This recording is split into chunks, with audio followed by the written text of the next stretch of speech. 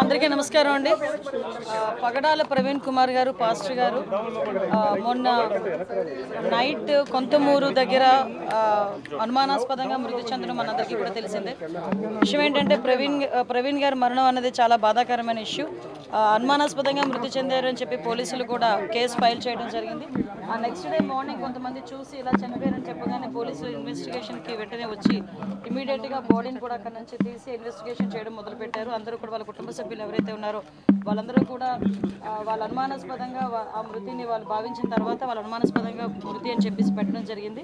ఇమీడియట్గా నేను కూడా ఎస్పీ గారితో మాట్లాడాను, డీజీపీ గారితో మాట్లాడడం జరిగింది. గౌరవ ముఖ్యమంత్రి గారు కూడా దీని మీద ఇమీడియట్గా ఎంక్వైరీ వేసి నిజానిజాలు తేల్చమని చెప్పేసి అందరికీ కూడా ఆర్డర్స్ కూడా పాస్ చేయడం జరిగింది. ఎక్కడ కూడా ఎటువంటి ఇబ్బంది లేకుండా పారదర్శకంగా దర్యాప్తు కొనసాగిస్తున్నాం. ఆల్రెడీ పోస్ట్ మార్టం కూడా ఈరోజు రాజమండ్రి అక్కడ జరుగుతుంది, రాజమండ్రిలో జరుగుతుంది పోస్ట్ మార్టం కూడా.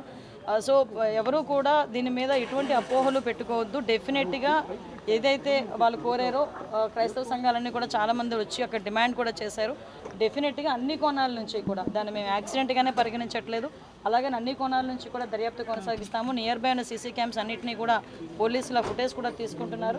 అదేవిధంగా టవర్ డంప్ని తీసుకుంటారు, సీడియాస్ ఆ నియర్ బై ఉన్న సీడియాస్ని అవన్నీ కూడా తీసుకుంటున్నారు. అన్ని కోణాల్లోని కూడా ఎంక్వైరీ చేస్తున్నాం. ఒక టీంను కూడా దీనికి డిప్లాయ్ చేయడం జరిగింది. దీని మీద దయచేసి నేను ఏం చెప్తున్నానంటే ఇది మతపరమైన ఇష్యూ. దీని మేము చేసే పని డెఫినెట్గా చాలా ట్రాన్స్పరెంట్గా చేస్తున్నాం. దీని మీద ఎటువంటి అపోహలు పెట్టుకోవద్దని మనస్ఫూర్తిగా నేను తెలియజేస్తున్నానండి. దీని మీద ఎటువంటి రాజకీయాలు కూడా దీని మీద పని చేయకూడదని నేను కోరుకుంటున్నాను. ఎందుకంటే ఇది ఒక పాస్టర్ గారి తాలూకా మృతికి సంబంధించిన ఇష్యూ. దీన్ని మేము చాలా క్లారిటీగా క్లియర్గా దీన్ని ఎంక్వైరీ చేయడానికి కూడా మేము సిద్ధపడ్డాం. ఒక కమిటీని కూడా మేము ఫామ్ చేయడం జరిగింది. ఇమీడియట్గా అది ఏ రకంగా చనిపోయారు అన్నది కూడా ఈ నిజానిజాలు కూడా అతి త్వరలోనే మీ అందరి ముందుకు పోలీస్ కమిటీ ఏర్పాటు చేసుకున్నాం. డిఎస్పీ లెవెల్ ఆఫీసర్ ఈరోజు అదే దాన్ని ఎంక్వైరీ చేస్తున్నారండి. కొవ్వూరు డిఎస్పీ గారు దీనికి ఎంక్వైరీ ఆఫీసర్ కింద కూడా ఎస్పీ గారు నియమించడం జరిగింది. అది నిన్ననే నియమించడం జరిగింది. దీని మీద అన్ని విషయాలు కూడా నేను డిఎస్పీ గారితో కూడా మాట్లాడాను. ఎవరైతే ఎంక్వైరీ ఆఫీసర్ ఉన్నారో ఆ ఎంక్వైరీ ఆఫీసర్ గారితో కూడా నేను మాట్లాడడం జరిగింది.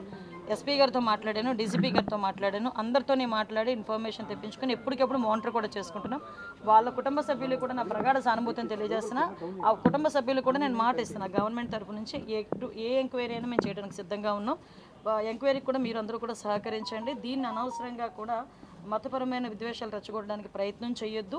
అట్ ద సేమ్ టైం రాజకీయాలు కూడా దీని మీద రాకూడదని నేను మనస్ఫూర్తిగా కోరుకుంటున్నాను. ఫ్యామిలీ మెంబర్స్ అని అనుమానం వ్యక్తం చేస్తున్నారు. ఎందుకు అసలు యాక్సిడెంట్ కాదని చెప్తున్నారు? అట్లాంటిది ఎందుకు? యాక్చువల్గా వాళ్ళు ఇప్పుడు ఎవరైనా సడన్గా వచ్చే మనిషి బాగా శుభ్రంగా ఉన్న మనిషి చనిపోయారు అనేసరికి ఆటోమేటిక్గా ఎవరికైనా అనుమానం వస్తుంది. అనుమానం కొద్దీ కుటుంబ సభ్యులు చెప్పారు. దాన్ని మేము ఎప్పుడు తప్పు పట్టట్లేదు, ఎవరూ తప్పు పట్టట్లేదు.